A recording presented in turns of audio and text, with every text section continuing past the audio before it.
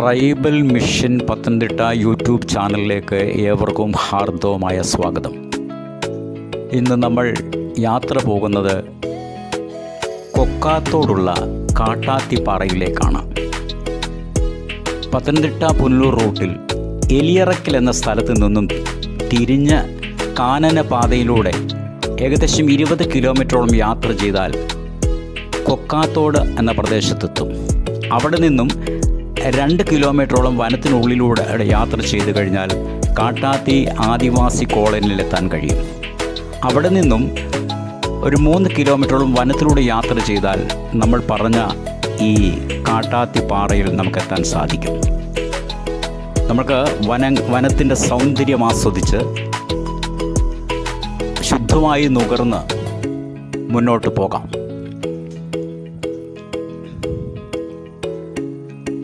വനത്തിനുള്ളിലുള്ള യാത്ര വളരെ രസകരവും സന്തോഷവും നയനാനന്ദകരവുമാണ്. ഈ ഇടതൂർന്ന കാടിൻ്റെ ഉള്ളിലൂടെ സന്തോഷപൂർണമായ ശാന്തത അനുഭവിച്ചുകൊണ്ട് നമുക്ക് യാത്ര ചെയ്യാൻ സാധിക്കും. ഇപ്പോൾ നമ്മൾ വനത്തിനുള്ളിലൂടെ യാത്ര ചെയ്യാണ്. ഇത് രണ്ട് സൈഡും കാണുന്നത് ഇത് തേക്ക് മുറിച്ചിട്ടിരിക്കുന്നതാണ്. തേക്ക് സർക്കാരിൻ്റെ ഫോറസ്റ്റ് ഡിപ്പാർട്ട്മെൻറ്റ് തേക്ക് സൂക്ഷിക്കുന്ന സ്ഥലമാണ്. ഇപ്പോൾ നമ്മൾ ഏകദേശം കല്ലേരി പാലത്തിലെത്തിയിരിക്കുകയാണ്. പാലത്തിൽ നിന്ന് ഇടത്തോട്ട് തിരിഞ്ഞ് വീണ്ടും പാലം കടന്ന് മുന്നോട്ട് പോയാൽ കൊക്കാത്തോടുള്ള റോഡാകും. ഇപ്പോൾ നമ്മൾ പാലം കയറി യാത്ര ചെയ്യുകയാണ്. ഈ പോകുന്ന പോക്കിൽ വളരെയധികം കാഴ്ചകൾ നമുക്ക് കാണാൻ സാധിക്കും. സൃഷ്ടിയുടെ നിഗൂഢ രഹസ്യങ്ങളും നയനമനോഹരവുമായ കാഴ്ചകളുടെയും കലവറയാണ് നമ്മുടെ വനങ്ങൾ. അതിനെ നശിപ്പിക്കാതെ സംരക്ഷിക്കേണ്ടത് നമ്മുടെ ജീവൻ്റെ നിലനിൽപ്പിന് അത്യന്താപേക്ഷിതമാണ്. അപ്പോൾ വനത്തെ സംരക്ഷിച്ച് സൂക്ഷിച്ചാൽ നമുക്ക് ജീവവായു പകരുന്നത് ഈ വനങ്ങളും മരങ്ങളുമാണ്. വനങ്ങളെ സംരക്ഷിക്കുക, മരങ്ങളെ സംരക്ഷിക്കുക, മരങ്ങൾ നട്ടുപിടിപ്പിക്കുക, വനത്തിന് കേടുകൂടാതെ സൂക്ഷിച്ചാൽ നമ്മുടെ ആയുസ്, നമ്മുടെ നിലനിൽപ്പ് തന്നെ അത് നമ്മളെ നിലനിൽപ്പിന് തന്നെ സഹായിക്കുന്ന ഘടകമായി മാറും. പല തരത്തിലുള്ള കാഴ്ചകളാണ് നമ്മൾ കണ്ടുപോകുന്നത്. ഈ സമുദ്രനിരപ്പിൽ നിന്നും വളരെയധികം ഉയരത്തിൽ സ്ഥിതി ചെയ്യുന്ന ഒരു പാറയാണ് കാട്ടാത്തിപ്പാറ എന്ന് പറയുന്നത്. ഇതിൻ്റെ പിന്നിൽ കണ്ണീരിൽ കുതിർന്ന ഒരു കഥയുണ്ട്. പണ്ട് ഈ പ്രദേശത്തൊരു കാട്ടാളനും കാട്ടാളത്തിയും താമസിച്ചിരുന്നു.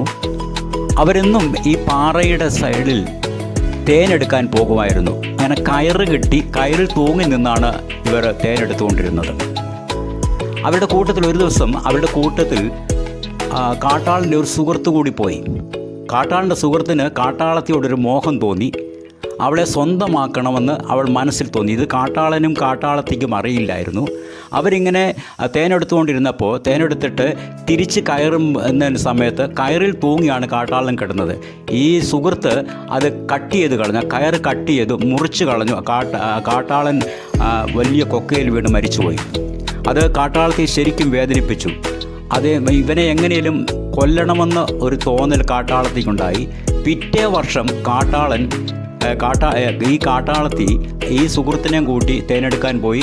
അവനെ അതുപോലെ അവിടെ കൊണ്ടുവന്നിട്ട് കയറിൽ തൂങ്ങി തേങ്ങനെടുക്കുന്ന സമയത്ത് ആ കയറ് വെട്ടി അവനെ ആ കൊക്കയിലേക്ക് കൊന്നു. കാട്ടാളത്തിയും ആ കൊക്കയിലേക്ക് എടുത്തിയാടി മരിച്ചു എന്നാണ് വിശ്വസിക്കുന്നത്.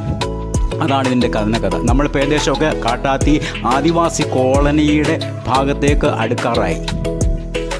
വനത്തിനുള്ളിലൂടെ പോവുകയാണ്. ഭയങ്കര സമുദ്രനിരപ്പിൽ നിന്ന് അനേകം അടി ഉയരത്തിലാണ് കാട്ടാത്തി ട്രൈബൽ കോളനി സ്ഥിതി ചെയ്യുന്നത്. കോളനിയോട് അടുത്തു നമ്മളിപ്പോൾ.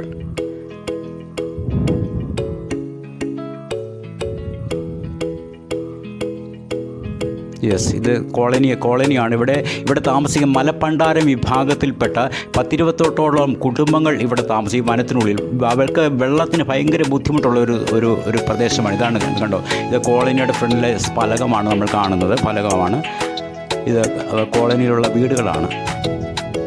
ഈ സൈഡിൽ കാണുന്നതൊക്കെ കോളനിയിലെ മലപ്പണ്ടാരം വിഭാഗങ്ങൾ താമസിക്കുന്ന, വനത്തിനുള്ളിൽ മാത്രം താമസിക്കുന്ന മലപ്പണ്ടാരം വിഭാഗങ്ങളുടെ വീടുകളാണ് ഈ കാണുന്നത്. സർക്കാർ വെച്ച് കൊടുത്ത ഭവനങ്ങളാണ്. വീണ്ടും നമുക്ക് ഇവിടുന്ന് കുറച്ചുകൂടെ യാത്ര ചെയ്താൽ മാത്രമേ ആ പാറയിലേക്ക് പോകാനുള്ള വഴിയിലെത്താൻ പറ്റത്തുള്ളൂ. നമുക്ക് കുറച്ചുകൂടെ ഈ രണ്ട് സൈഡിലും കാണുന്നത് മൊത്തം അവിടെയുള്ള വീടുകളാണ്. അംഗനവാടിയുടെ അതുവഴി ഇടത്തു ഭാഗത്തൂടെ ഒരു വഴിയിൽ കൂടി വനത്തിനുള്ളിലേക്ക് കാട്ടാത്തിപ്പാറയിലേക്ക് യാത്ര ചെയ്യുക. ഇടതൂർന്ന വനങ്ങൾ എന്ത് രസകരമായ കാഴ്ചകളാണ്. വനത്തിനുള്ളിലൂടെ ഭയമുണ്ടെങ്കിൽ പോലും ഭയമുള്ളവർക്ക് വനത്തിനുള്ളിലൂടെ യാത്ര ചെയ്യാൻ പറ്റില്ല. എങ്കിൽ പോലും ഞങ്ങൾക്ക് പുറത്തെങ്ങനെയാണ് ജീവിക്കുന്നത് അതേ ഫീൽ മാത്രമേ വനത്തിനുള്ളിലൂടെ യാത്ര ചെയ്യുമ്പം ഞങ്ങൾക്ക് തോന്നുന്നുള്ളൂ. ഞങ്ങൾ രണ്ടുപേരും, എൻ്റെ സുഹൃത്താണ് ഫ്രണ്ടിൽ നടക്കുന്നത് ബാലചന്ദ്രൻ, അദ്ദേഹം ഞങ്ങൾ രണ്ടും കൂടാണ് ഇത്തരമുള്ള വനത്തിനുള്ളിലുള്ള കാര്യങ്ങളൊക്കെ കാണുന്നതിന് വേണ്ടി പോകുന്നത്. കുറേ നടക്കണം. ഇവിടുന്ന് 2-2.5 കിലോമീറ്ററോളം നടന്നെങ്കിൽ മാത്രമേ കാട്ടാത്തി പാറയിലെത്താൻ പറ്റൂ. വലിയ വൃക്ഷങ്ങളാണ്, വലിയ വനത്തിനുള്ളിലെ പല കാഴ്ചകളാണ്. വൃക്ഷങ്ങൾ, നല്ല വഴികൾ, നമ്മൾ നോക്കുന്ന നമ്മുടെ നാട്ടിൻപുറത്തെ വഴി പോലെ നമുക്ക് തോന്നും. എങ്കിലും ആനയുള്ള സ്ഥലമാണ്, മറ്റ് മൃഗങ്ങളുള്ള സ്ഥലമാണ്. ഇതിനെയൊക്കെ മറികടന്നാണ് ഞങ്ങൾ പാറയിലേക്ക് യാത്ര ചെയ്യുവാൻ ആഗ്രഹിക്കുന്നത്. അങ്ങനെ വളരെ പലവിധ ഈ കാട്ടാത്തിയിലെ ഈ കഥ, കാട്ടാളത്തിയുടെ കഥ പലരും പല രീതിയിൽ പറയുന്നുണ്ടെങ്കിൽ യഥാർത്ഥ കഥ നമ്മൾ പറഞ്ഞത് തന്നെയാണ്. ഒരു കഥന കഥ തന്നെയാണത്. വളരെ മറ്റുള്ളവർക്ക് ഭാരം ഉണ്ടാക്കുന്നത്. കാരണം സത്യസന്ധമായ ഒരു സ്ത്രീയുടെ കഥയാണ്. അവരുടെ ഭർത്താവിനെ ചതിച്ചു വന്നവനെ പിറ്റേ വർഷം തന്നെ അവർ ബുദ്ധിപരമായി ചതിച്ചു വന്ന ഒരു കഥ. അവനെ അതുപോലെ തന്നെ കൊന്നിട്ട് അവളും ജീവനൊടുക്കിയ ഒരു കഥയുടെ ഒരു സ്മാരകമായിട്ടാണ് ഈ പാറ ഉയർന്നു നിൽക്കുന്നത്. പാറയിലേക്ക് നോക്കുമ്പോൾ അറിയാം, വളരെ ഇപ്പോൾ ഈ ചൂട് കാലമായുണ്ട്, ഭയങ്കര മരങ്ങളൊക്കെ വലിയ പച്ചപ്പില്ലാതെ ഇങ്ങനെ നിൽക്കുകയാണ്. ഞങ്ങൾ ആ പാറയുടെ ഭാഗത്തേക്ക് ഒരു ഏക്കർ കണക്കിന് വിസ്താര പാറയാണ്. അതിൻ്റെ നടുവിലാണ് ഈ കാട്ടാത്തി പാറ ഉയർന്നു നിൽക്കുന്നത്. ഇവിടെ പലരും പല കാലഘട്ടത്തിലും വന്നിട്ട് ഈ പാറയുടെ മുകളിൽ ക്ഷേത്രം പണിയാൻ വേണ്ടി ശ്രമിച്ചു. ക്ഷേത്രം പണിതു. പക്ഷേ പിറ്റേ ദിവസം തന്നെ ആന വന്ന ആ ക്ഷേത്രമെല്ലാം എടുത്തു കളയുന്ന. ഇതുവരെ ഈ നിമിഷം വരെയും ആർക്കും അവിടെ ഒരു ക്ഷേത്രമോ ഒരു ആരാധന ആലയമോ പണിയാൻ സാധിച്ചില്ല. കാരണം ആ പിറ്റേ ദിവസം തന്നെ എങ്ങനെയൊക്കെ ശ്രമിച്ചെന്ന് പറഞ്ഞാൽ, എന്തൊക്കെ സ്ട്രോങ് ആയിട്ട് കമ്പിയിട്ട് ഉറപ്പിച്ചെന്ന് പറഞ്ഞാലും ആന പിറ്റേ ദിവസം തന്നെ അത് എടുത്ത് കളയും. അതാണ് കാട്ടാനയുടെ. ഇതിനെ നോക്കിയാൽ അതിൻ്റെ ആ കാട്ടാത്തിപ്പാറയുടെ ഒരു അടിവാരമാണ് ഞങ്ങളിപ്പോൾ നിൽക്കുന്നത്. ഞങ്ങൾ മുകളിലോട്ട് കയറി പോയിക്കൊണ്ടിരിക്കുകയാണ്.